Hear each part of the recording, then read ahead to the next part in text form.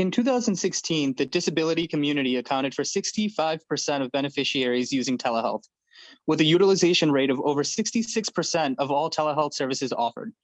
Though the disability population is often overlooked, more than 1 out of every 4 individuals in Ohio are people living with disabilities. As a result, providing care to this population is beneficial for all stakeholders.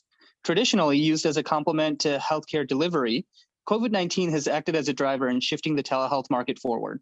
The literature points to future considerations from multiple perspectives, infrastructure, and disability-specific policies to be an integral component of the long-term viability and effectiveness of telehealth for all stakeholders.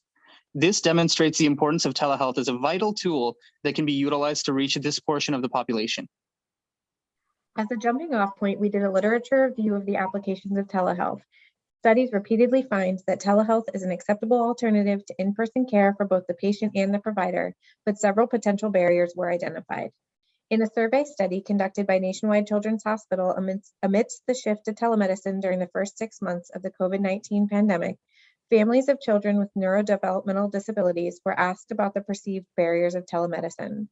The 13 perceived barriers fit into 5 broad categories and are fairly consistent with the literature findings. Based on the barriers identified, we developed a website to house telehealth resources targeted to each of our 3 identified stakeholder groups.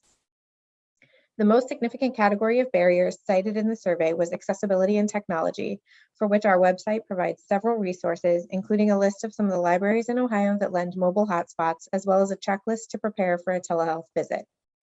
The great news is that of the nearly 400 families who responded to the survey, more than 80% felt that the telehealth experience was as good or better than a traditional in-person office visit. So with the resources we provide, I'm hopeful that telehealth can offer significant benefits to our patient population. The study and the website are both just the beginning. A more carefully crafted future study might provide more valuable insights into the perceptions of telehealth in targeted populations.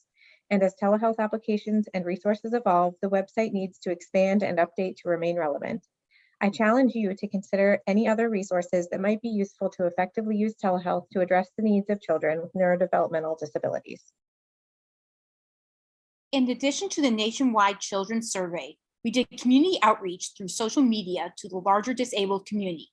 We asked them about perceived barriers and benefits. The perceived benefits they told us about were increased efficiency, comfort, and lower anxiety, and more equitable care. The perceived barriers they told us about were healthcare delivery and mental health / accessibility. These match what was found in the literature. So far, what we have found is promising. We will only learn more from here.